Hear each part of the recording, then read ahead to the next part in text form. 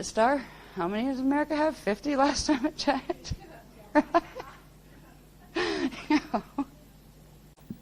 Yeah, and it looks like they're trying to make England the 51st state.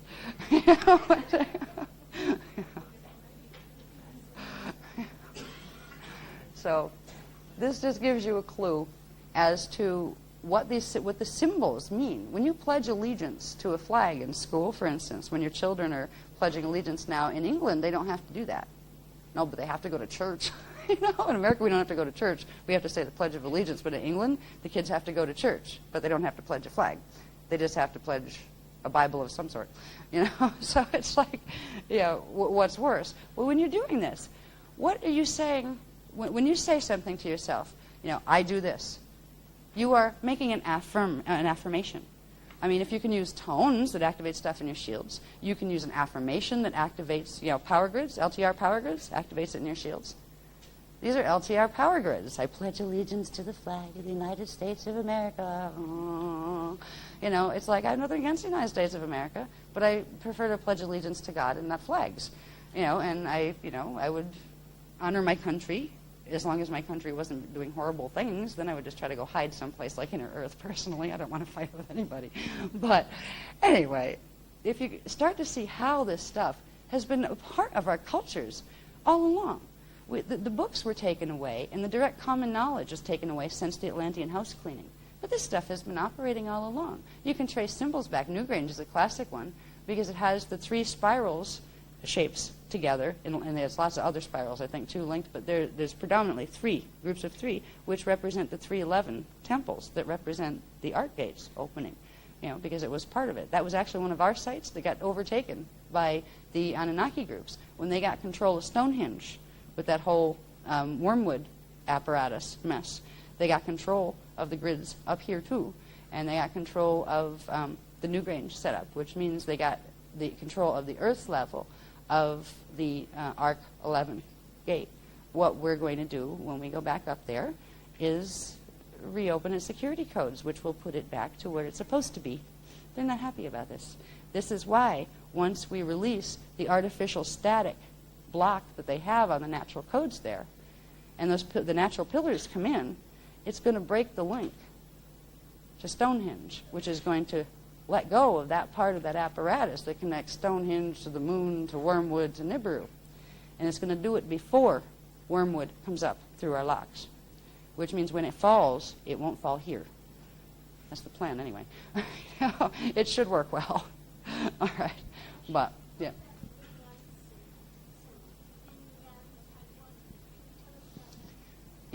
It was so close. I wanted to say, oh, yes, there's one of our sacred symbols. Look at that. It's the Yun-Yan. And I said, no, it isn't.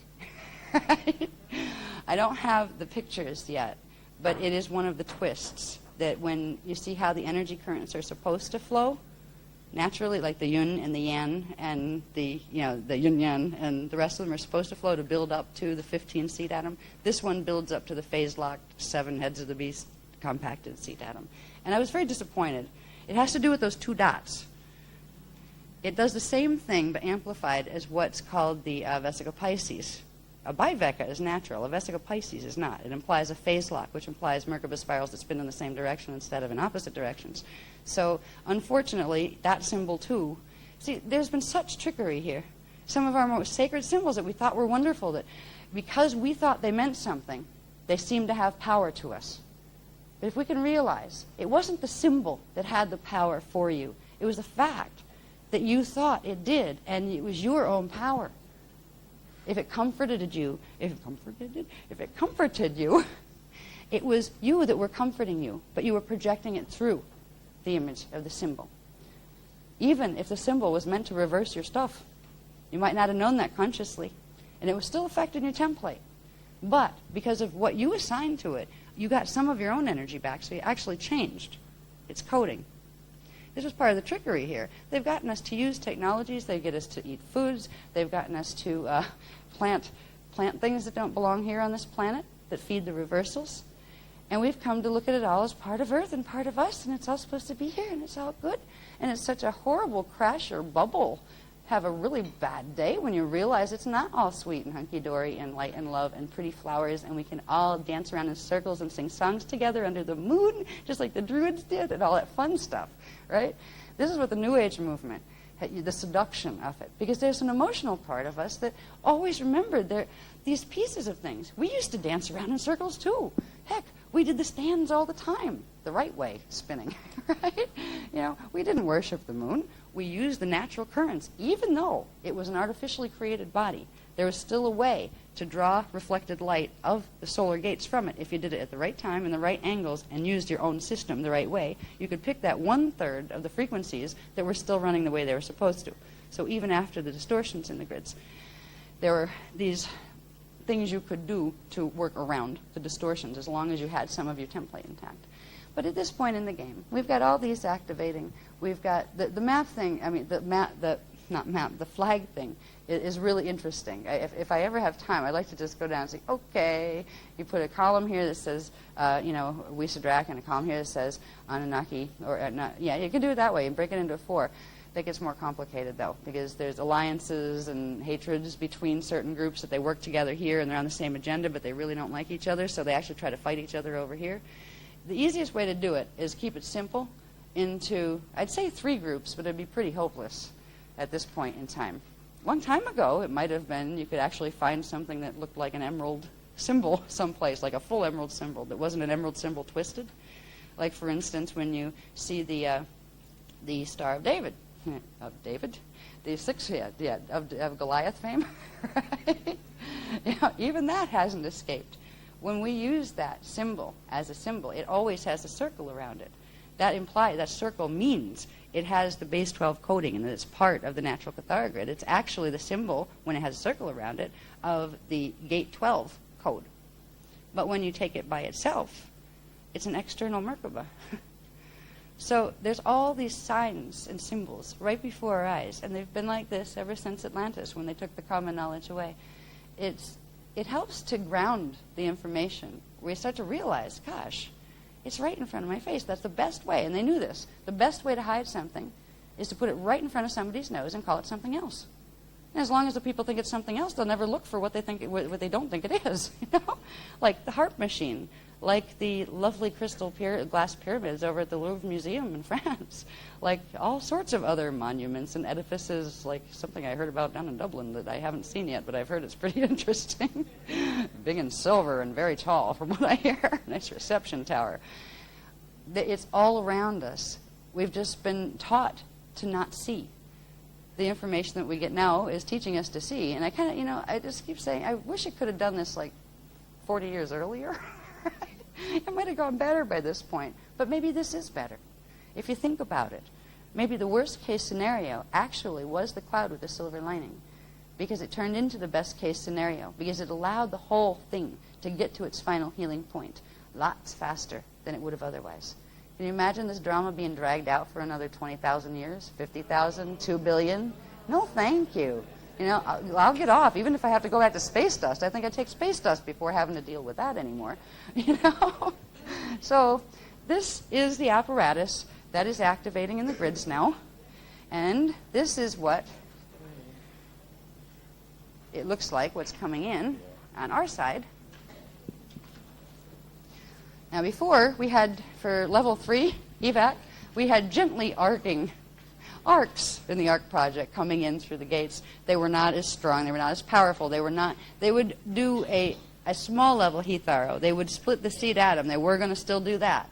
But it would not have been with the full impact here. It would have allowed creation of the universal radio body, but it wouldn't have gone as high a level of frequency as the radio body is going to go to now, which meant people wouldn't have to activate their bodies and their radio bodies to as high a level to get through the whole process. Now it's full on. We're doing double Akasha Aya activation, which means all the way up 2 matrices, not just our stairway to heaven, but it's parallel, are opening their gates to each other to allow enough frequency to come in to rebirth the original creation, to reset the Christos seed atom. And in that process, it's going to split the seed atom, which means the Metatronic parts are going to go one way. The ones that have DRAC codes are going to go one way, and what they'll do is accrete. They will draw to themselves like frequency. They don't attract the opposite. They attract like frequency. And they will attract, the DRAC-coded Metatronic ones will attract more of their own units. The WISA ones will, and so will the Christos ones. This is the process that happens at the Hitharo peak when the seed atom splits. After that point, once the Christos seed atom is reset, while we're resetting the Christos seed atom with the frequencies we're running, the Metatronic seed atom, which is those 7 compacted flower of death things, that shape, that's the Metatronic part of our template. It's built on the original creation. Remember how we have the 7 outer part seed atoms, and then there's supposed to be 8 more inside that gives you the full 15 of the Christos seed atom? What they've done is they've taken the pattern of the outer. Now we will hit that pattern at the same time. What we saw yesterday as how the seed atom part works in Hitharo is the outer 7 come in, the electrical ones come in, but they come into the center, the place that eventually the inner 8 will be. And during Hithalon, the inner 8 come into the center of that and spread those outside. So during Hitharo, our 7 outer seed atoms are still clustered together in the center. And so will be the reversed spin ones.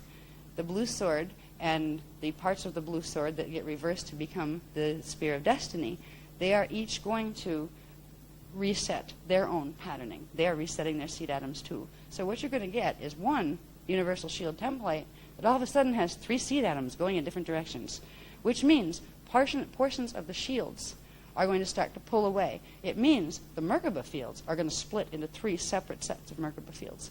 Now, it's not going to happen all at once. It's going to happen in sync with the cosmic clock stuff, the natural cosmic clock stuff that's coming in. You're going to have Hitharo, where part of it will split. You're going to have, there are 6 stages, in fact, 6 stages of shield separation, and the first stage is the Hitharo. The second stage is the Hithalon. And then we go on from there. I'll show you another diagram.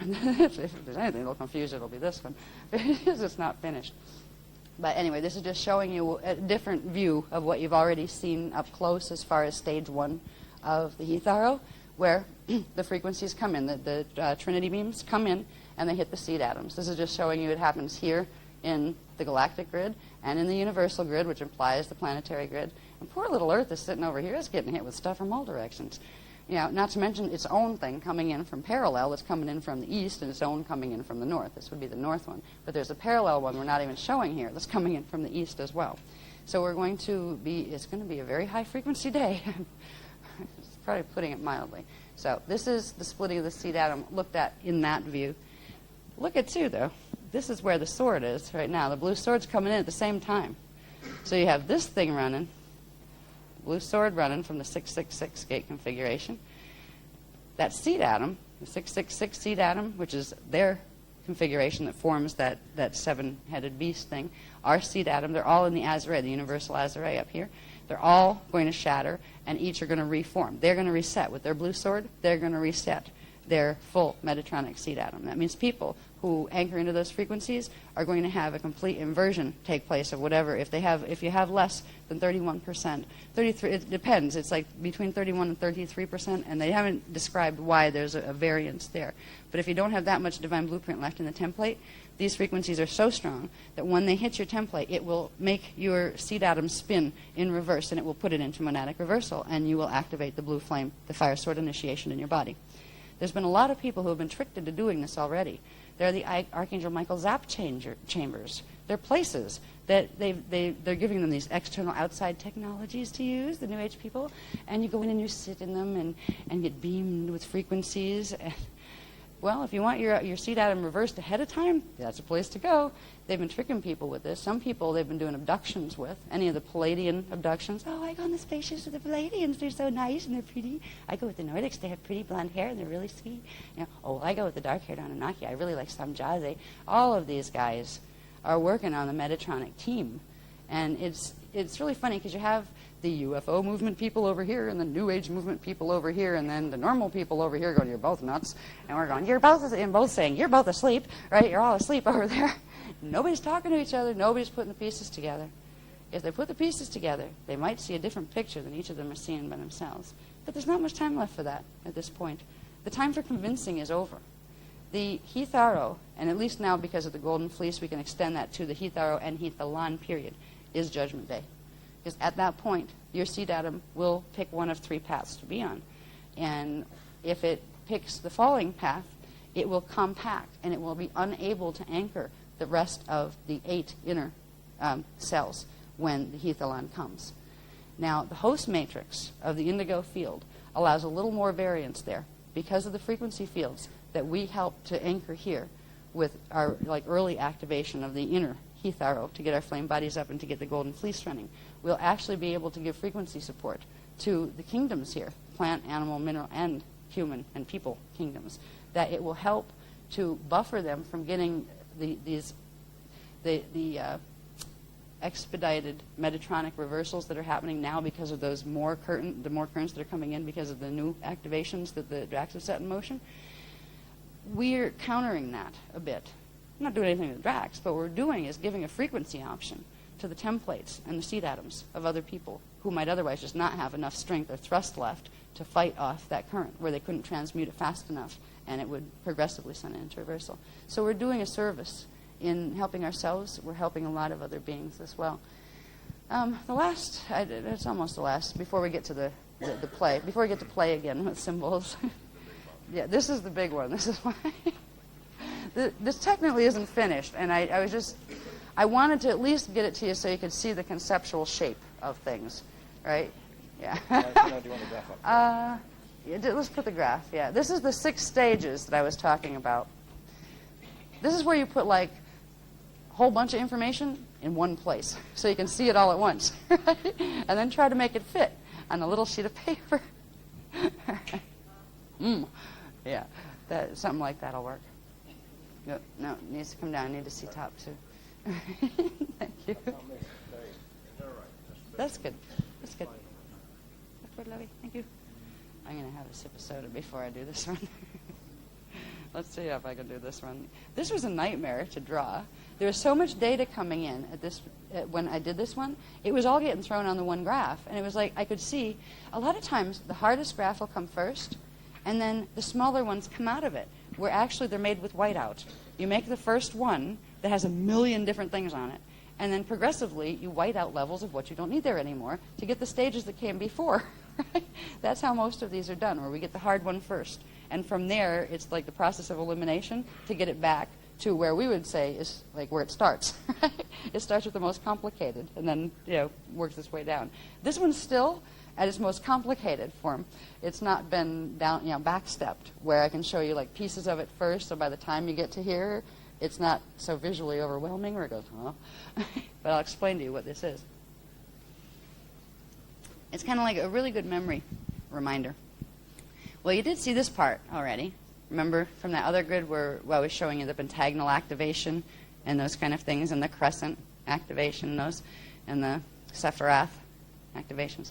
So you have the basic format here, but I've expanded it out.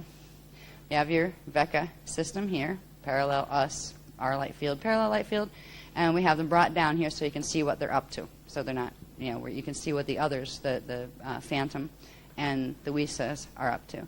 So here's the WISA deck, black hole on our side. Here's our position, or where it's supposed to be, actually. We're actually tilted a bit like this already. 2/3 of our grids are tilted this way already. This is our Phantom. Over here, which becomes very significant, a very significant line, this one right here, that's the Eka axis. Over here, next up, going into parallel, is the parallel WISA-DRAC axis. And next, you have the parallel axis, which is our parallel, and they're also a bit shifted this way already as well, 2/3 shifted into their Phantom axis. So that's showing you the axes. Now, what these rings are doing, it's like a multi-time photograph where you could take each ring, could be one diagram, and then show you the next and the next. It's the sequence of what's taking place. Let's say here, with our normal grids, and I just have them, this is just for convenience, so I didn't have to play with the 22.5 degree angles and that kind of stuff. We're somewhere between here and here right now. But if, let's say, this is the PCM universe axis, if in November we had the gold wave infusion start, we started at this axis here. So this is the November 2002 space, okay? This is where the positions of everybody were at that time. Take it down to the next space. This one is May 27th, the Hitharo peak. This is when the seed atom splits 3 ways. Now, what it's showing you the movement of things, okay, of different things. Now, we were here. We've gone the natural way, and when I'm talking about we, I'm talking about the ones that are going up, all right, the ones that are catching the bridge zone. The part of our shields of this universe and of this planet that are going to catch the bridge zone frequencies start here, and between November and the Hitharo, they make this shift. So they come into full alignment with Phantom. That's one of the first stops on the road to recovery, is totally embedding our shadow and being embedded in our shadow. Now, this is when the fun begins. This is when those 3 different currents hit and the seed atom splits and all of that. And what happens at this point right here is the shield split. So this would be stage 1 of a 6-stage splitting of the shields and the Merkaba fields that form literally 3 completely different separate reality fields by the final 2012 when they all let go of each other. Here you have part of the grids go into the blue sword coding, the Wisa, that are going to fall this way. They're going to fall there. You have part of them going into, they're going to fall, by the way, clockwise. All right? You have part of them that are going to fall up to the Wisa black hole. They're going to follow us for a while because we have to go up too. And you have part of the grids that are going to go here and come into alignment and stay here. That's the ones that catch the arc coding. Okay? So here we are still in May. Now what's happening over in parallel in May is interesting. It's also what's happening here. These bubbles here. Right here you have the Miage field forming. Okay? So we're in Miage field in these 2 phases. Here, when we go into the end of Hitharo, you have the Trion field fully activating. This is the stuff we saw up close, like more up close and personal with the stages of Hitharo, where we get our electricals that, you know, make the shift, and that goes into the hot dog shape and all of that thing. So this is where the electrical Trion field body starts. It's also where it's like these energy fields are coming down from our primal light fields to us, and we're moving up to meet them, and they're going through the technicals that we showed you yesterday. But we're going to continually go into what becomes flame body activation. Now see these lines here? They're all showing you precise different levels of flame body activation that the grids, the planetary grids, the universal grids are going to go through. And that means anybody who's planning to sit on those grids is going to have to go with them. Or you get red pulsed. Because red pulse is natural. It's when all of the changes come down and hit the D1 frequency where they're fully anchored. And at that point, either your seed atom and template hold it or they don't. And if they don't, you go back to dust quickly. That's why the Ark of the Covenant is very helpful, because it's a basic pattern and it allows for the formation of that golden fleece frequency field that will allow us, the ones who can anchor the Christos seed atom. So we're anchoring the Christos seed atom here. When we continue to shift, this is where we get our electrical Merkaba going into, flame body. When we shift from here to here, this is when we get to Heath-Elan. This is August. When we come into Eka alignment, this is where our magnetic Merkabas go to. And this is where we either pick up. This is a little leeway time now because of the golden fleece field, where some of the ones that would have gotten full reversal here, there'll be enough frequency support to stop it from fully reversing there. So they'll have the ability to hopefully integrate more of the golden fleece frequency before they get to this point.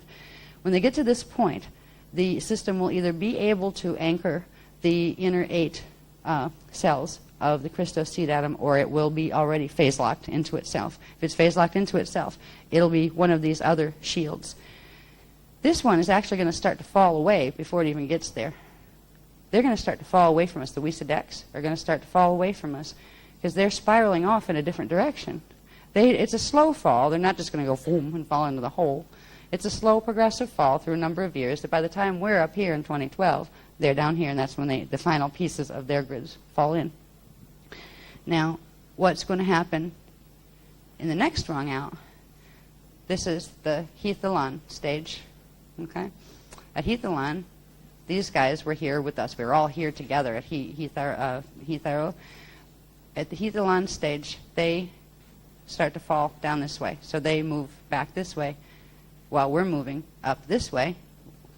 And we line up with the bridge zone and with the Eka axis.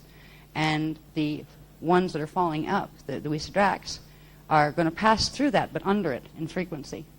Where they're going to go through the same, we're going to go through this together, but they're not going to be riding the same frequency subharmonics as we are. So they're not going to be able to anchor to get into the arc.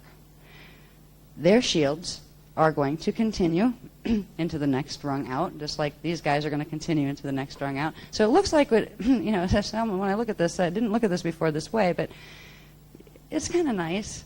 It means the Anunnaki are going home, right?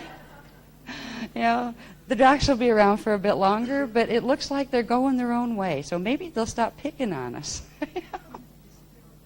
Yeah. I have a feeling it's not going to be that simple in the hologram, though.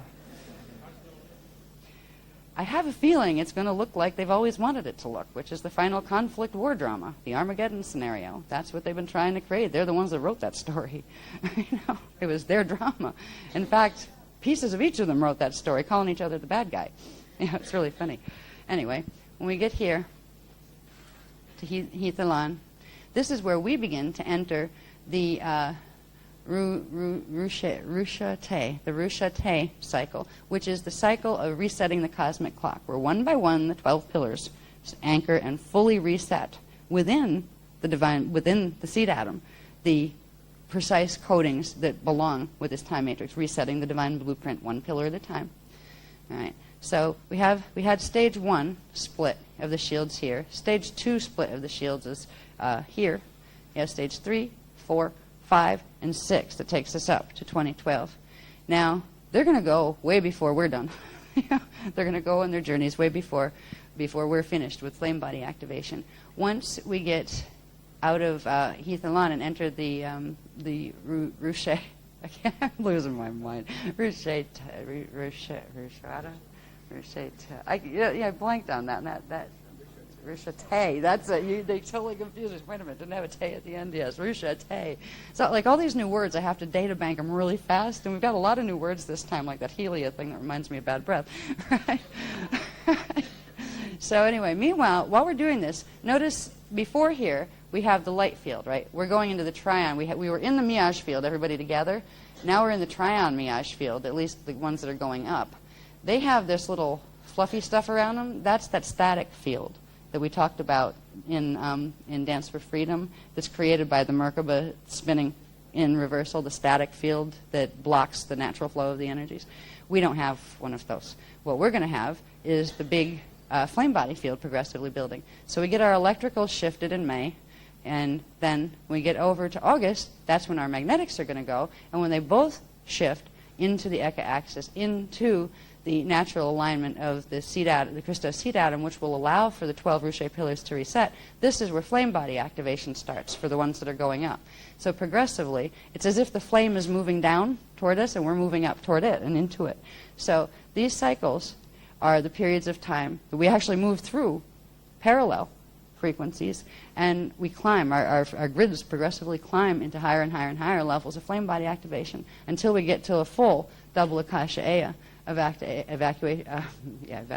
activation that will fully anchor with the 3 pillars anchoring at the same time, which are the last 3.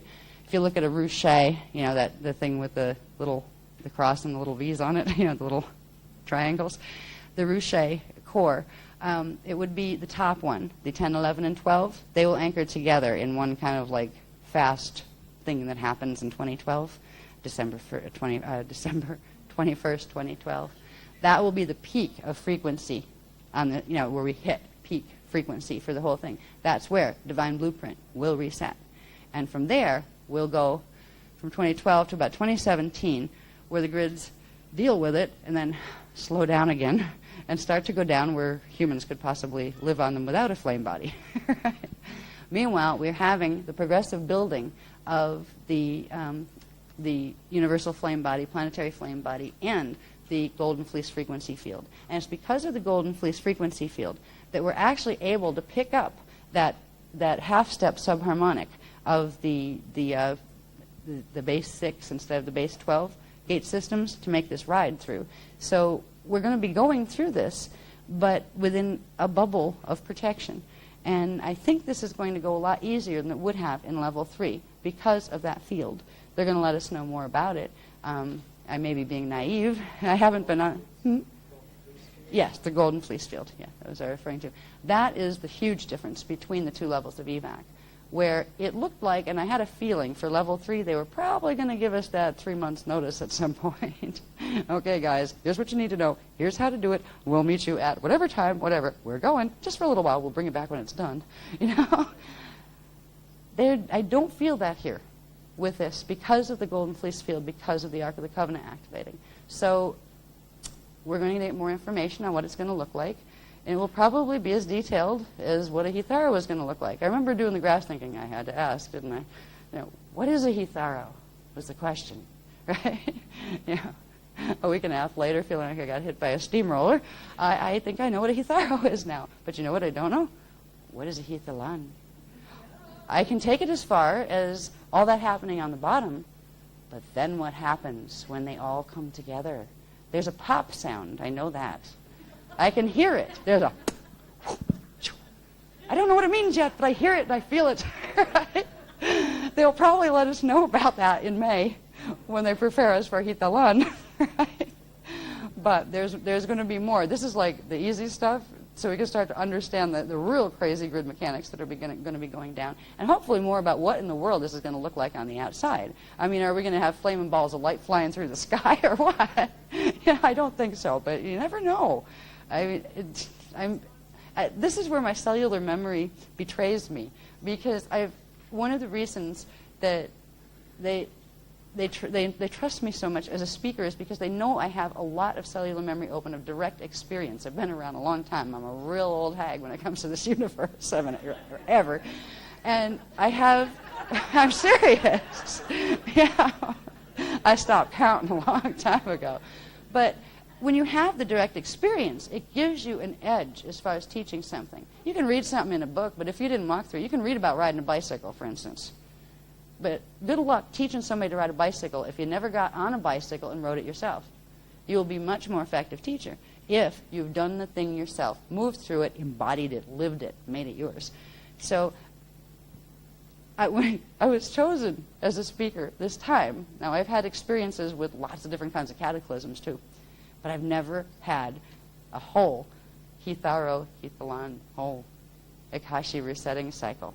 I don't have it in my memory banks anywhere in the matrix.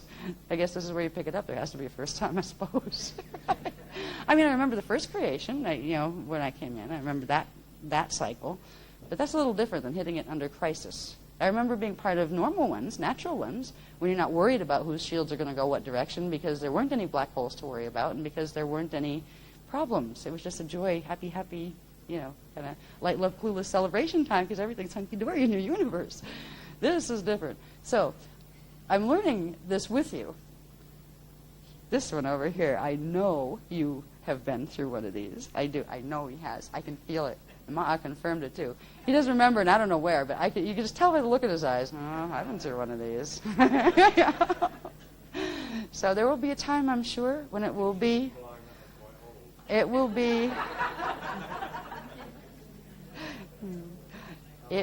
a time when it's your turn to speak.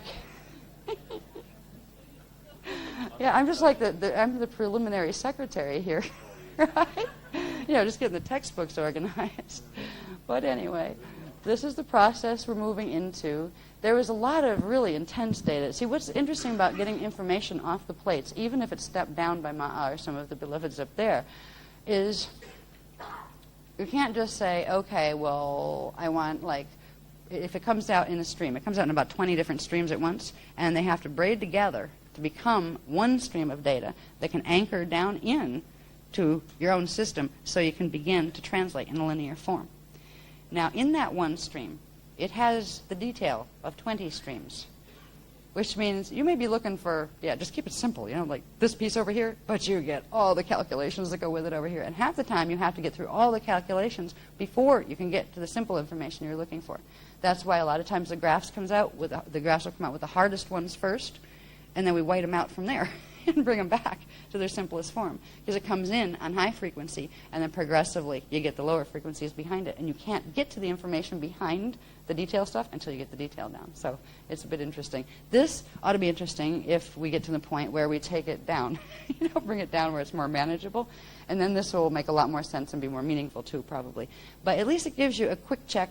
You can read the little things on it and just see, like, it shows where the axes are. There's some little numbers. I think I didn't write them out. It's actually showing the flame body activation levels as like they're described on the personal level in the Dance for Freedom program, as far as what frequencies, what the increments of frequency rise are on the planet. But that's not calculating in the Ark of the Covenant thing, because this was done before they got heavily into telling us about that information. Yes.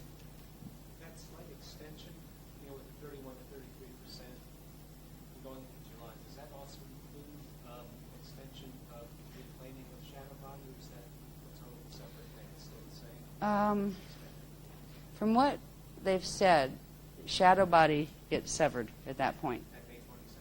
Yeah. But we're being given the technology now with the with activating the rod and the staff inside and activating that whole wonderful golden fleece, flaming, wild-looking flame body around you. That will allow you to rapidly pull your shadow in and transmute it as you go. So you can collect yourself before that happens, so you don't lose so much of your template that's going to cause you real problems. Because none of us want to have to go any place and do this all over again, even half of it, right, to regenerate. I don't want to bioregenerate. This is enough bioregenesis for me. Once I get put back together, yes, sir.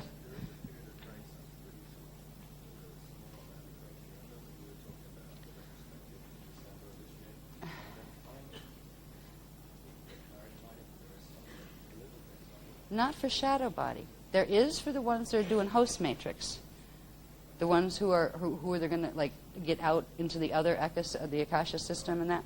But shadow body that's it. That is from what I've heard. That's when it either severs or you fall into it, kind of one or the other. Yeah, he's saying that's right. We'll get the details later if you want. He's saying, yeah, yes. Well, they're kind of going through the same process over there. They're hanging out either in the astral or the higher D3 mental body spaces, waiting.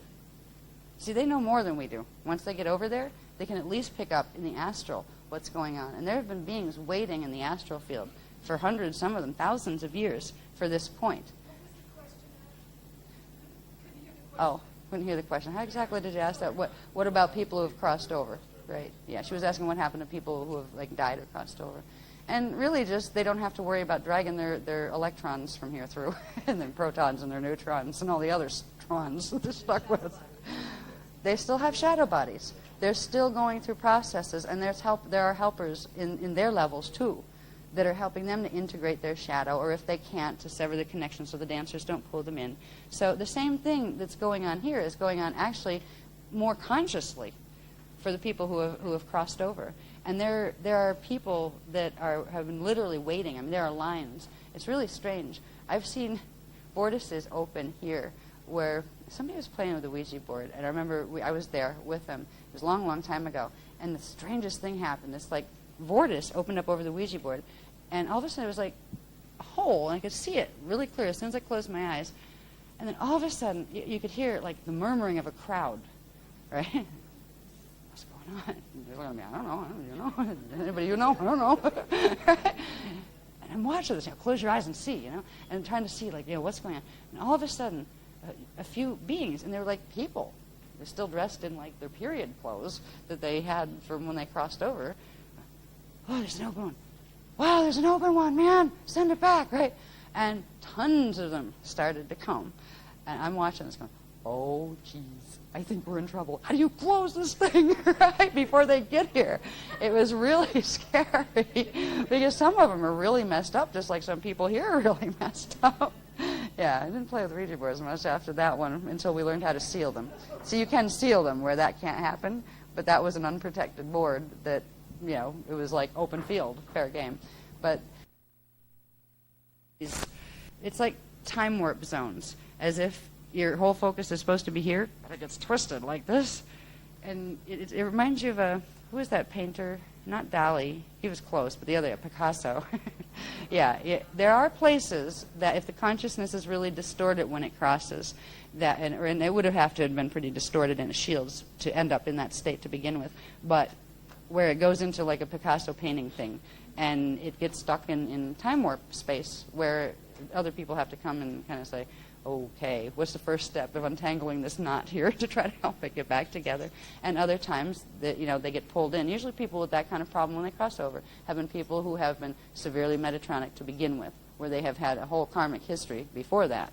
And this is just the end result.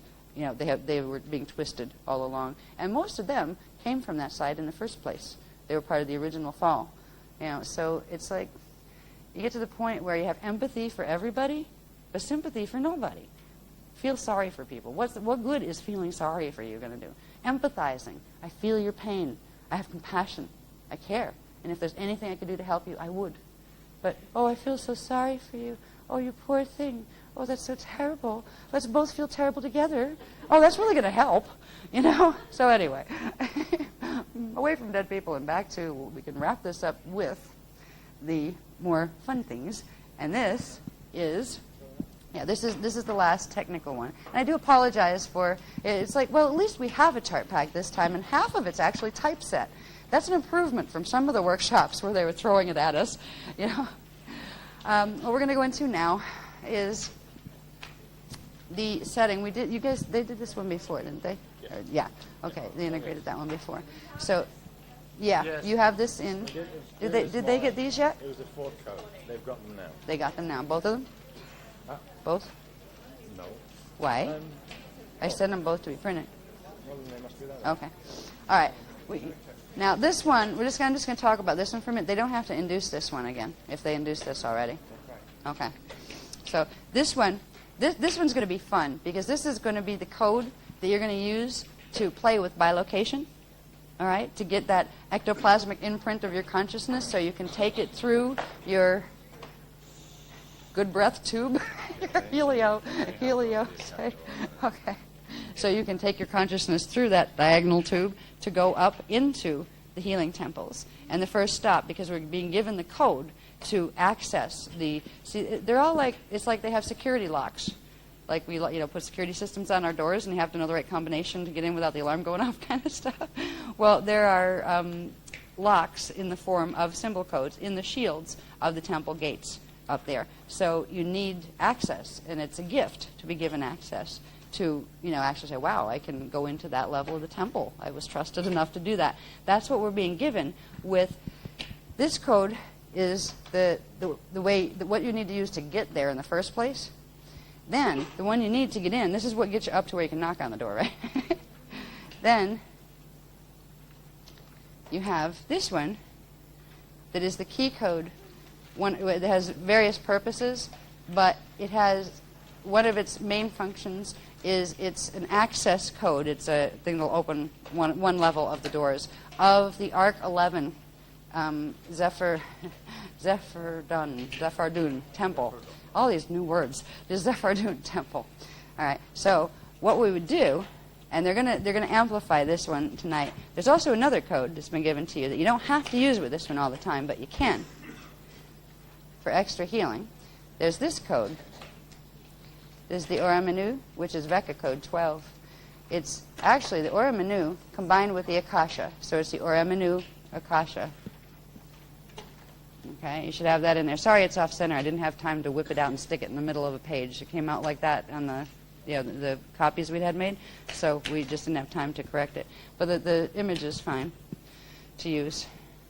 Now, this is one of the ones. This is one of the ones that are in color, isn't it, over there? Yeah. So we even have this one in color. This is the one that codes elemental solids, and it's really nice because you can put all sorts of things in its center to have it code more specifically. Now, they just showed us how to do this. This projector drives me bananas. I'm fighting with this projector all the time. What we're going to do. And because you don't have acetates or transparencies right now, you can make them at home if you want to play with this. The way to do it would be, we didn't have time because they didn't show us this until we actually got in here and put them on the projector real quick. So, oh, they fit, right?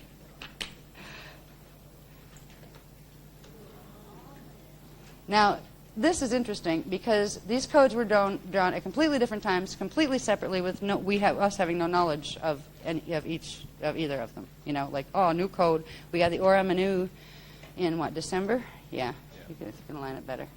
There is a proper alignment there. We're aiming for it. Yeah, just need to come over a little on the top. Top needs to come a little over where that is straight. It's hard to see it down here. Yeah. See. Yeah, that works. Now, see, they all actually work this way. You know, the ones we were given in France and, you know, with the 12, 12, 11, 11 activations, they all work this way. So what we'll end up doing, and you can do this too if you want to at home to get one faster, then we'll have it available, is just take the acetates, like tape them together so they're in register, and then photocopy them that way, and you'll get the two images together. So if you do them on clear, you know, make a copy of each one on a clear transparency, and then make sure they're in perfect register, and like tape them together, and then put them in a photocopier, you'll get both images together. So you can do that. Now, when we use it this way, you not only can gain access to the Arc 11 temple, but you can run down here the frequencies of it. So it's not just, it's giving you a double healing. You're not only just projecting up there and going through, let's say if you're going on a journey to the temple, like we'll do a quick one before we leave tonight. It will be faster because you're not just taking your ectoplasmic self up there, taking an imprint, then it comes back and it has to transfer its imprint down to you. What you're simultaneously doing is those frequencies are, you're doing this, but you're also directly anchoring them into the elemental solids in your body here.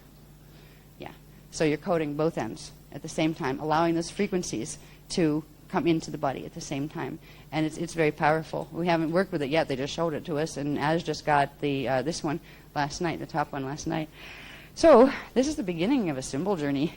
And what's nice is they're going to be taking this more and more into interactive journeying. And they will do their best to meet us on the other side. I mean, people are at all different levels of being able to visualize or not visualize and that kind of thing. If you can't visualize, sometimes it'll come through in direct cognition where you'll feel it. So you'll learn to feel first. They'll work with whatever is your strength first in order to help you. But if you want to make contact, when you start working with these codes, know where you're going. I mean, you don't have to talk to anybody. You don't have to have a guardian present or anything like that. You can just go to check it out yourself. Once you've got the code, it means you're entrusted as a guardian. We're being given this here. The others can't use these. If they're not running base 12 frequency, if they're not running at least 12-dimensional subharmonics at this point, if they're not running Ark of the Covenant codes, they can't use it. They can play with it all they want, but it's not going to do anything. They can try to reverse it, and they can't do much with that either, because these only speak once you have Ark of the Covenant frequencies running through them, as far as the temple codes. The one underneath it, the Ora Manu, that speaks only if it has minimum of 12-dimensional frequency subharmonics running through it. So there's a self-protection built in to these codes. That's why we can release them here. There's other codes that are different that you can make messes with, and they have made messes with. That's how they did it in the first place, taking things like the pentagram and the six-pointed star and doing things with them that you're not supposed to do. Yes? What about beginning people who are doing like the first 7 techniques up to the 8th? We've been instructed that they can, no matter where somebody's at, they can do the arc code, the stance, Yes. 4 stance. Yeah. In these accelerated techniques for rapid shadow clearing, can we give these to people for relatively? Yes. Good question. I'll ask them.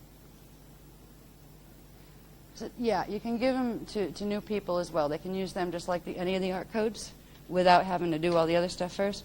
But understand that if they're not doing the other stuff, that the most they will be able to get out of it, they will not get full flame body activation. They will not fully activate any of this stuff. What they will hopefully be able to do is generate enough frequency to plug into the host matrix. All right. So if there are people that want to be able to do this independently and not just like get embedded on a base 6 thing where they're not going to get their full integration, they can use the ARC codes alone and that kind of thing. But it's really worth using. I mean, it's not as if you have to do them like 3 times a day, you know, exercise 1 through 20. Most of them are just once in this lifetime. So it's worth trying to get people interested in doing the whole thing. But yes, they can use these too. It won't hurt them. Yeah, the most it'll do is the shield won't activate if it won't activate any higher than they can hold. Yeah, basically. If they've started with 1 through 7, they have these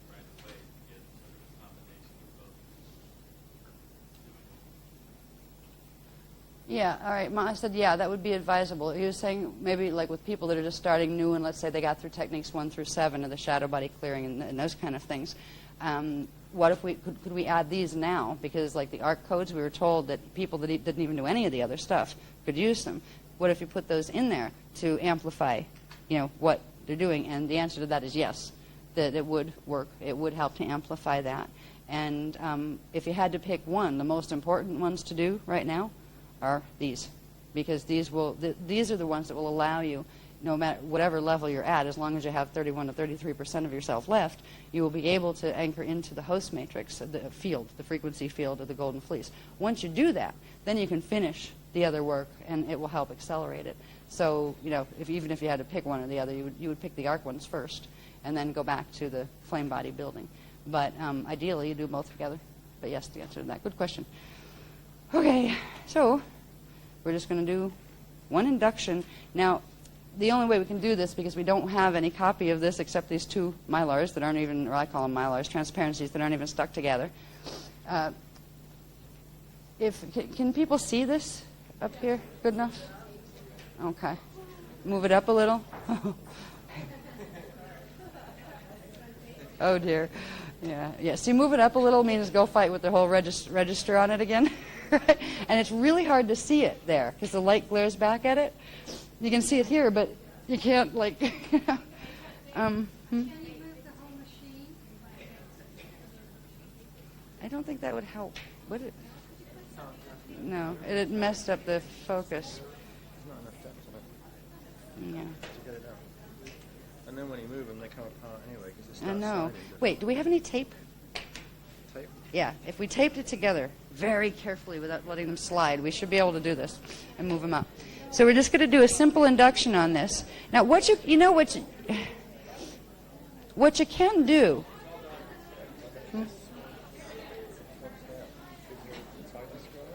Oh, that works. Hey, that's cool. I don't know how to work these things, so that's pretty good. We need a technical person. People like you, Dan. Technical people that know how to work machinery. We don't have That works. a command tone for this. What did you get with yours? I got the name. I used the name this morning. Ma's saying use the sequence. Of the 2 names. No, that you used before. That you used outside. What do you mean for this one? Yeah. I don't know why, but he's saying use that. Yeah. He said, yeah, this one. And he said there's a whole, there's like a whole song that would go with these, like the Orman who has a song that goes with it. We see they're telling us now about, all right, what about the tones, right, that go with this particular one? They didn't give them yet. They're not just a couple of tones. These begin, I think, touching on the first part. Okay, sure. These begin the first part of the 12 Commandments series that we talked about, and they're going to be giving those to us once they become viable in the grids down here. So right now we're asked to use the tones that you used this morning, which I don't know what they are because I wasn't there because I was stuck on a computer. I'm sorry I missed that. Did you guys enjoy that this morning, by the way? Is it nice? Is it good? It looks so pretty outside. I'm sitting there going, I want to be out there.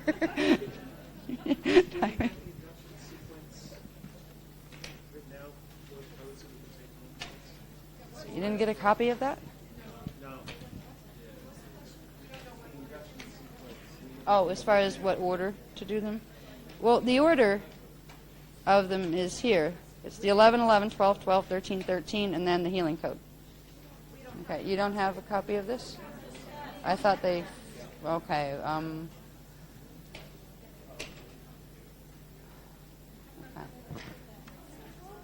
Jane, could you find out if we could get a copy made of this for everybody?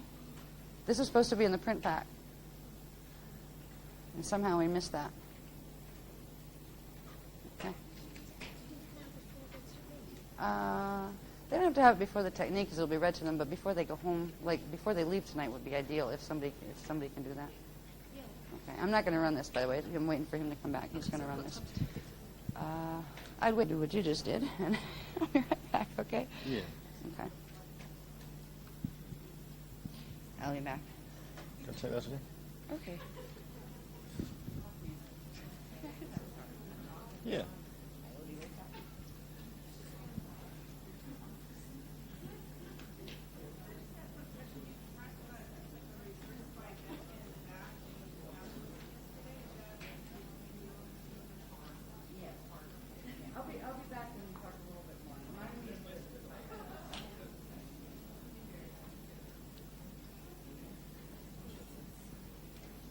beginning. Okay, we all ready? Exactly the same routine we used this morning. And we will complete this by using the tone command, the cosmic 1313 stands, the Quanta Rue. That's the four-lined one that we did. And we took down to the seaside and stuff. All right, so everything is the same. There isn't anything different other than the code. No? You might want to refer to the tone command, the four-liner.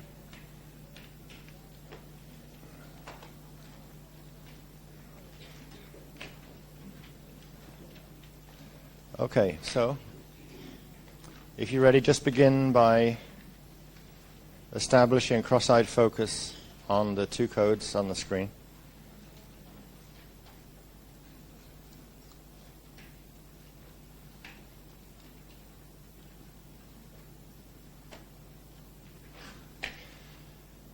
Three inhale, exhale breaths.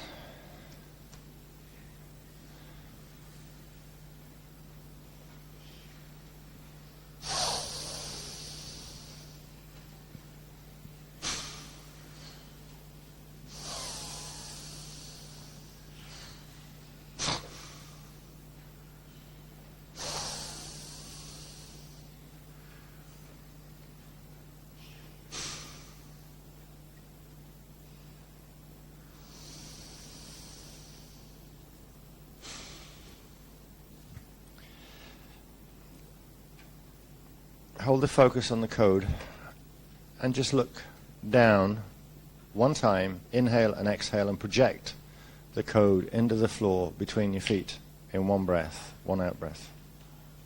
Just pull it in one more time, eyes crossed, look down and project it into the ground between your feet.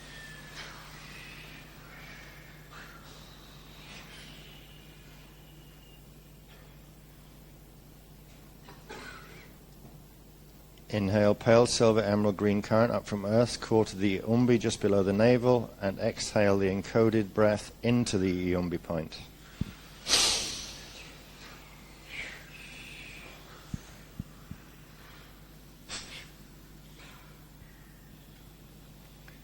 Do exactly the same thing, draw pale silver emerald up into the Azure and exhale the encoded Maharic Amareya breath into the Azure.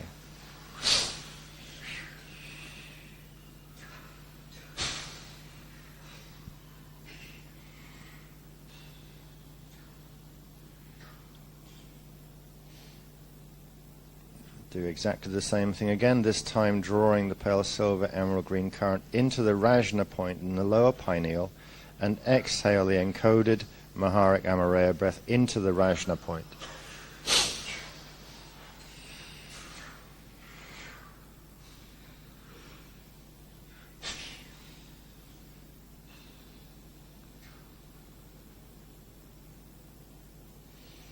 Now for the 2-point Bhaiveka breath, inhale deeply, drawing a stream of pale silver emerald current up from earth core, while simultaneously drawing a stream of pale yellow gold and silver 1 current down from chakra 14, bringing them together in the Azure point at the thymus, and then exhale this Bhaiveka breath into the Azure, intending that the current enters the core of the Christic seed atom in the Azure.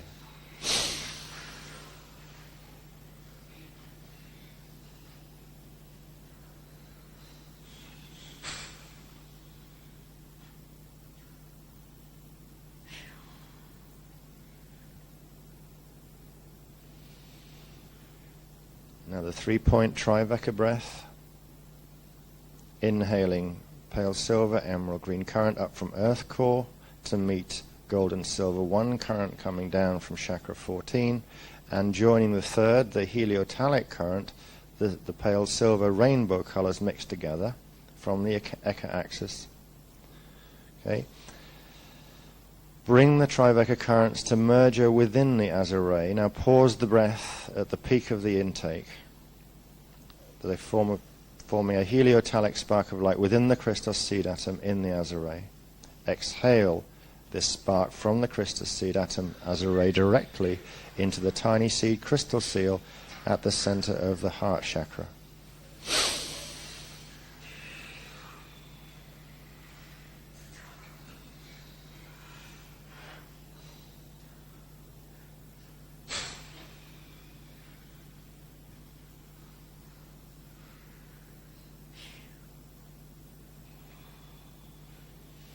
Inhale a final Maharic Amaraya breath, pale silver, emerald green, up from earth core and into the heart chakra, seed crystal seal, to merge with the heliotalic spark. And exhale, forcefully pushing the two heliotalic currents from the heart chakra down each arm, into the palms, and directly into the earth or floor.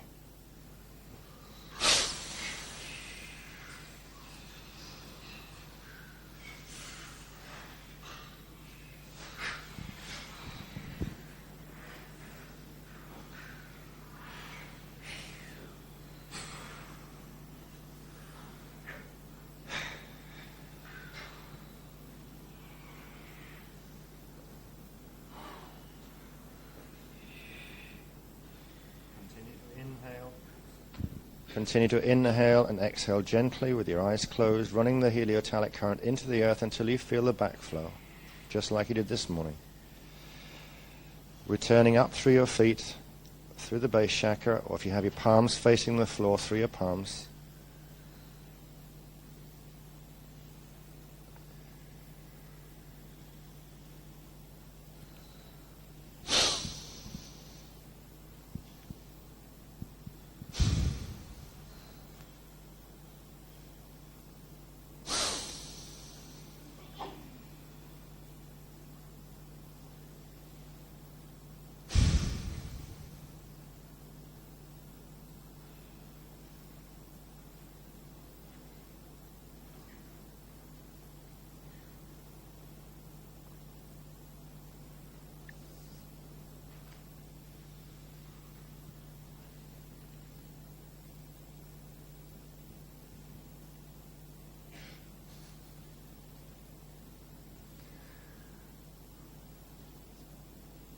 That's fine.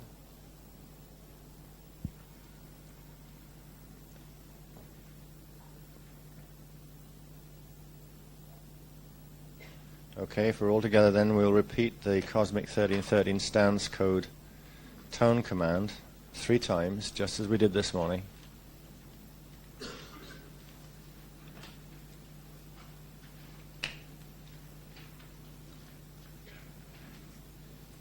Okay? We'll do it all together if we can on 3. 1, 2, 3. Istada est enue lahidanisa un alahedaisa novum raadet as re. Istada est enue lehidanisa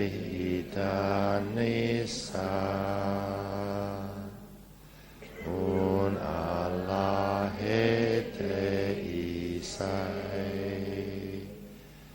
novum raadet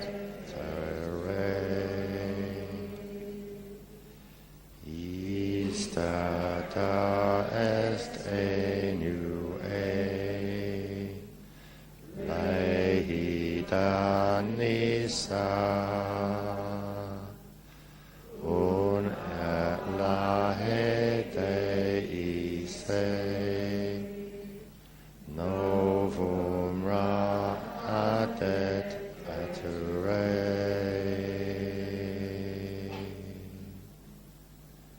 Ta Asia enta doe.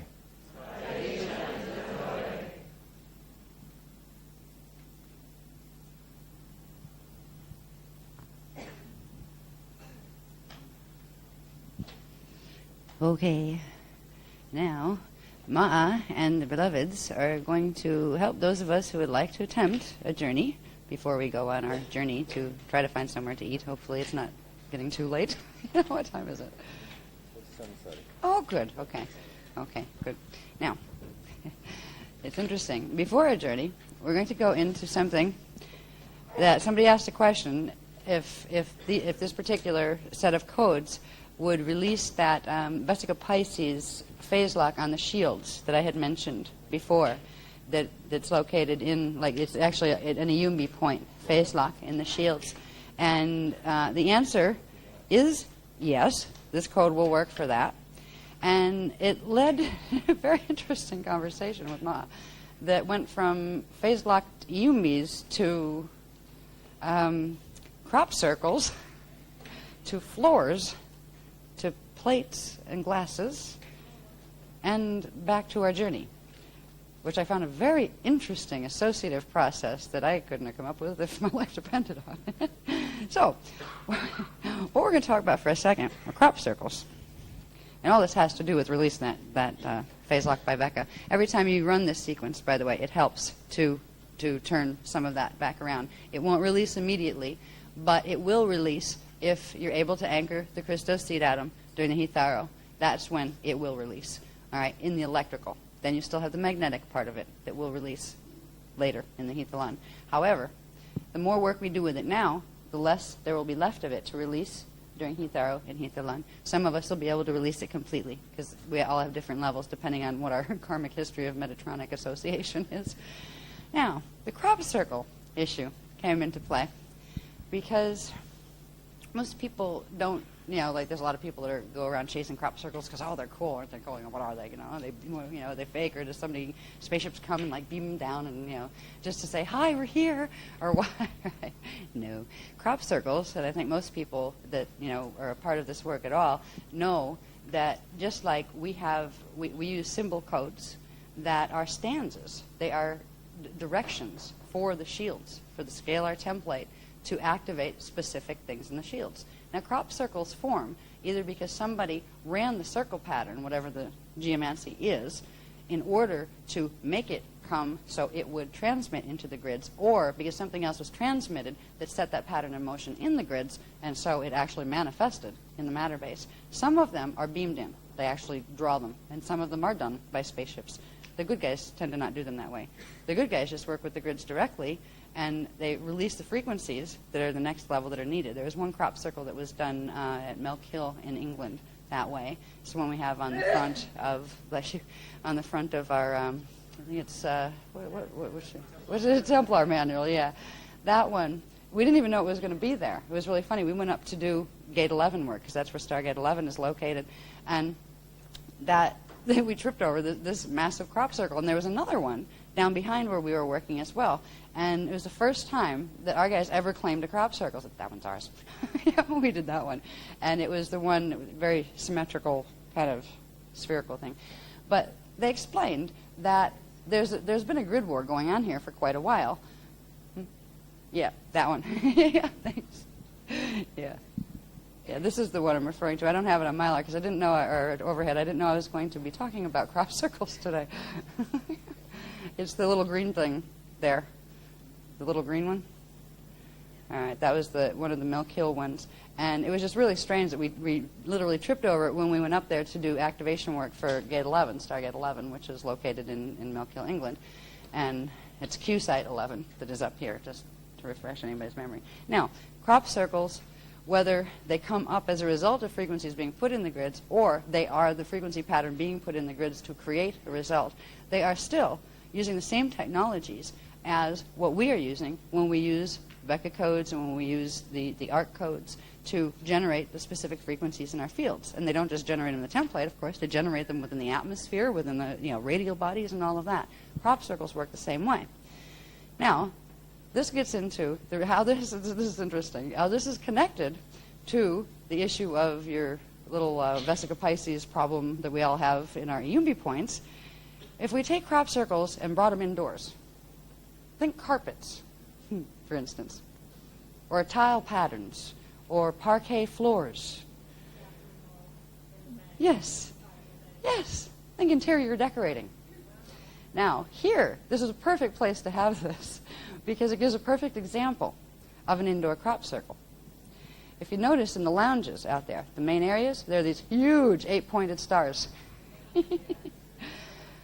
It doesn't matter if you make them in grass, if you make them on paper, or if you put them and weave them into a carpet. It looks pretty. You're still coding grids.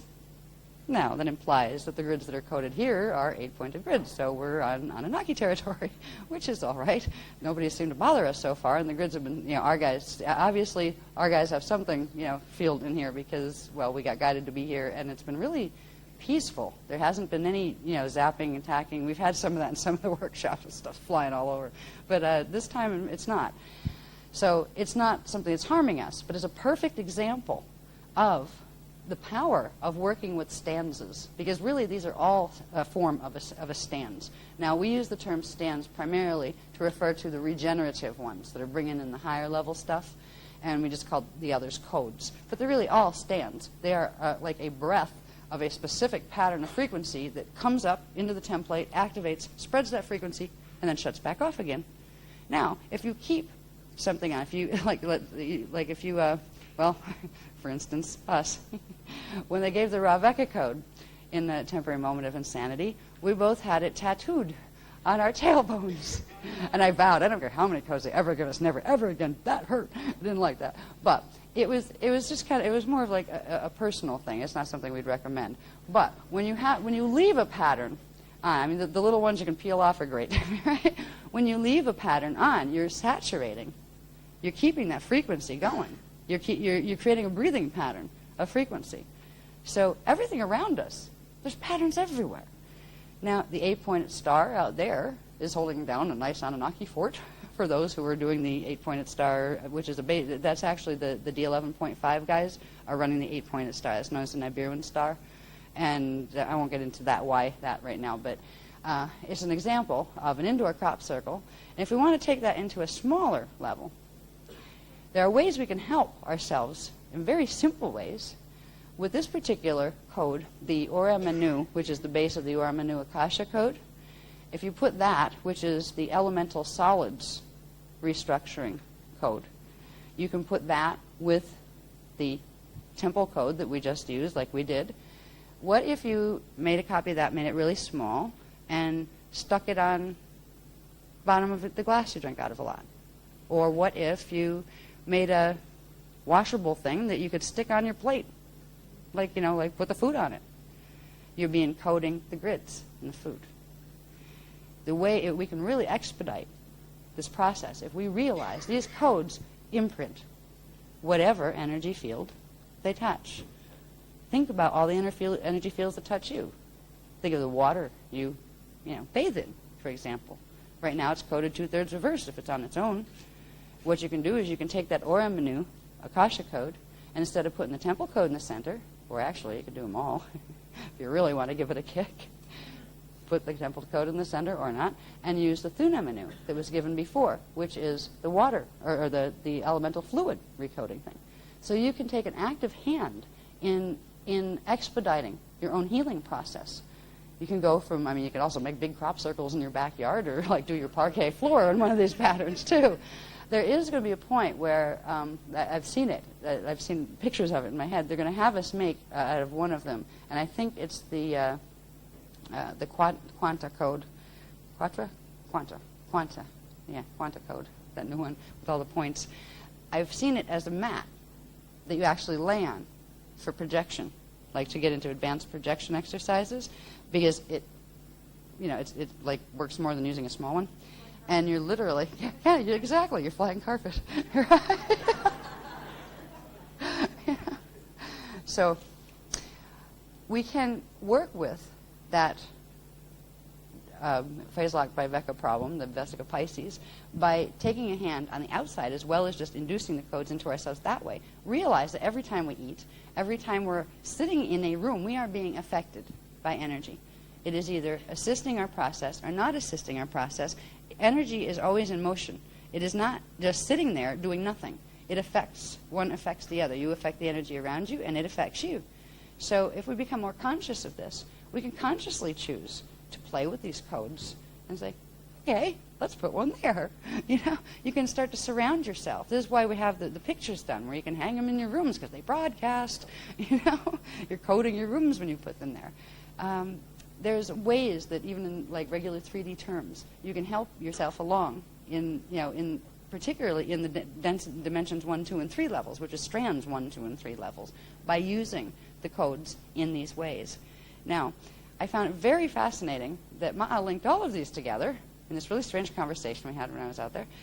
And he said, and all this has to do with the journey we're going to take. Think floors. Okay. So, what do you mean, think floors? Well, what did you say about floors and crop circles? Well, so okay, like they're indoor crop circles. Okay, that's a code. Well, they're going to take us on a shortcut. There are long journeys that we can go on, which you get to see more scenery, that get us to the same place. But there's a shortcut to use now that you have these temple codes activated. Now, again, these won't be activated on your own for probably, well, I think we go Wednesday. No, okay, he's saying Friday. By Friday, they will be activating in the earth grids here. You can still activate them to some degree because of the indigo coding. But right now, we should have easy access to get into the Arc 11 temple, the Zephyr Dun temple of the Eka healing waters, because they're going to help set the frequency field where they'll fill in the frequencies. They'll broadcast them down that aren't, you know, fully activated yet because we haven't activated the sites here yet. So we'll kind of like bypass the sites and follow the Iani wave up instead of going through the sites that we would normally take. After Friday and afterwards, you can use these codes for your own projections to go to this temple. And it's a big temple. There's lots of stuff to do there. You may find one spot and you think it's the only place in the whole place. No, this is big. This is like a little world unto itself. So the easy way we're going to get there is, as if we had a flying carpet, we're going to imagine, or if you want to more than imagine, you can put the symbol back down underneath your feet again. And we're going to go into, I'm just telling you a little bit about how we're going to do this, and then I'm going to have them turn the lights down so I can get into a space where I can just let it run. All right.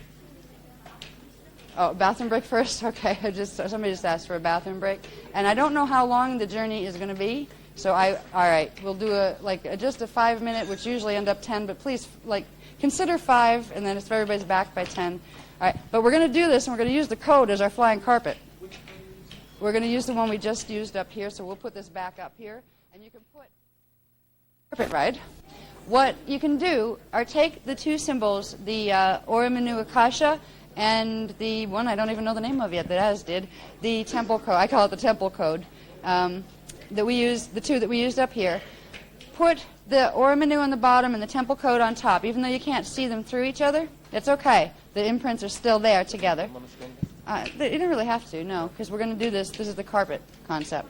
Because what we're going to do, most of what we're going to do is with our eyes closed anyway. But we're going to put the imprint down, either beneath our feet, and that's the best place to put it, is beneath the feet. But if you don't want to step on your papers, you can put it directly in front. It'll still pick it up. Good question for this one. You're saying incoming or outgoing. All right. You just said face up for outgoing. Face up. These are face up for outgoing. I don't know. Yeah, we're planning to go out. It's I guess when you want to lift off, you use some face up, and when you want to go back down, face up. This is new to me too, guys. As far as I have, this is a new level of the technology being brought through.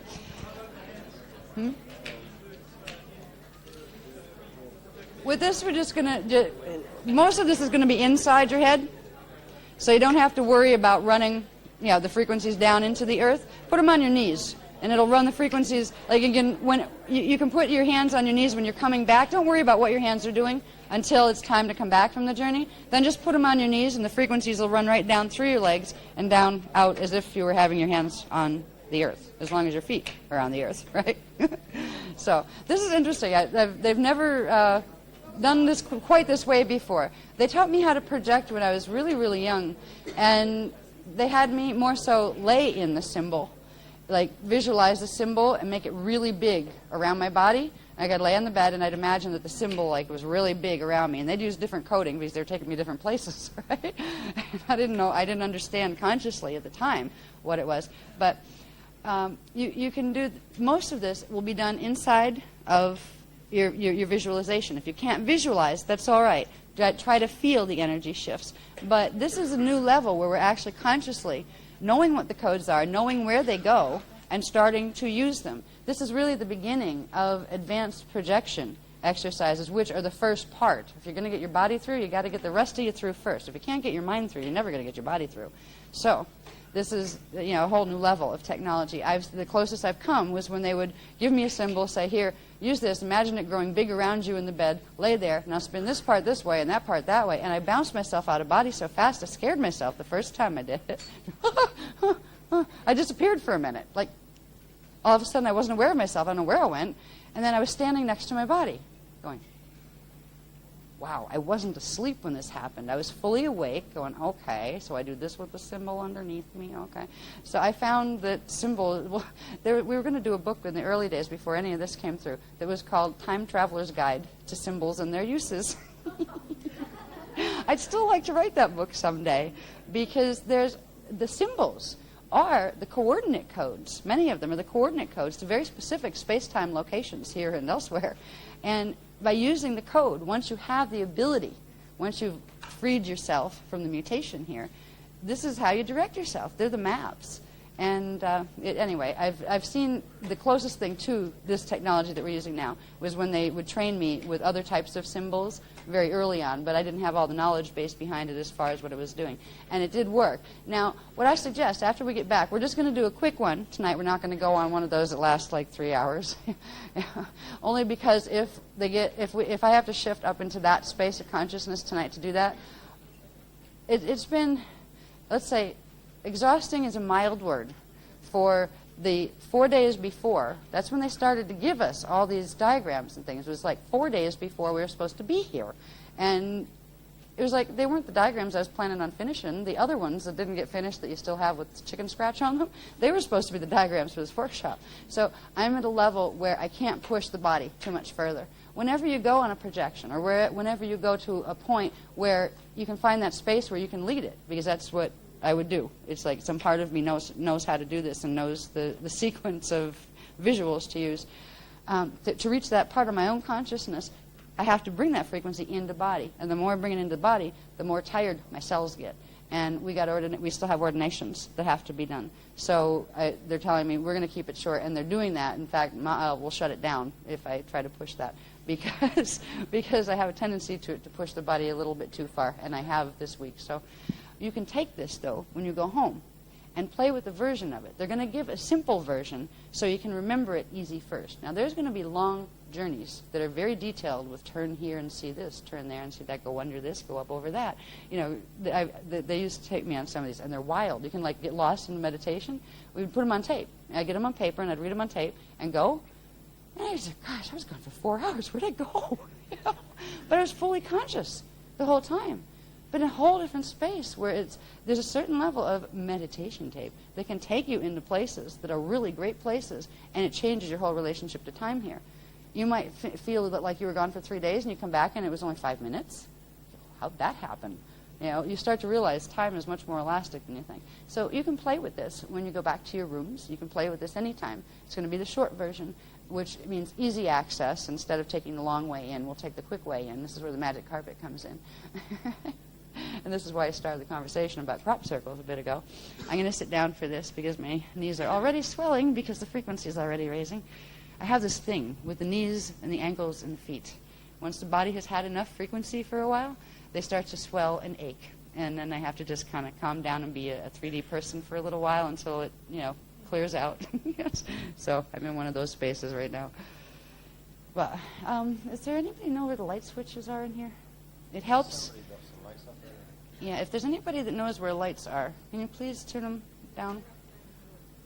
They're outside. Okay. Yeah.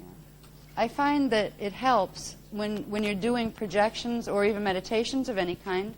It helps a lot to be able to see better inside by cutting down the sensory distraction on the outside, both like sound and especially light. It's easier to visualize if you don't have a lot of light around you. If you can't visualize yet, that's okay. Those skills will come when they're ready to come for you, and it's individual for everybody. But you can still follow the idea of the images. that are being given. And by following the idea with your conscious mind, you are actually still creating those images, even if you're not looking at them in your, in your mind's eye yet. So if you're visualizing, but if you want to visualize, but you don't, you haven't been able to get to where you can see stuff when you close your eyes, do something called see-feel. Feel it there and know that it is. And realize that's a different way of seeing. We're actually gone beyond the light spectrum. Some people just don't have it open yet. Other people have completely gone beyond the visual light spectrum with the level that they perceive. So when they visualize, they see black. But they see every detail within it. It's see-feeling. And it's a Manu expression as opposed to a Manet expression of seeing the light part of it. It's going beyond the light spectrum where you're seeing the sound. And it doesn't have pictures, but you see the whole picture even though there's no image. You still could draw it on paper. And it's a whole different level. So if you don't see pictures when you close your eyes, realize you might actually be doing that instead, because you might have jumped over that stage where you opened up the lower level of seeing, where you actually get images in your mind. Now, sometimes it's useful to get images. I like to play with both, but most of my thing, anything from reading auric fields to anything, most of what I do is see-feeling. It's not that I can't bring it down, but it's actually a lower frequency. I have to lower the frequency to get the light back, to get the pictures running in the head. So there's a little trick on visualization that realize when you're following things and imagining this and imagining that, you are creating those images. Can't find the lights. Oh, well.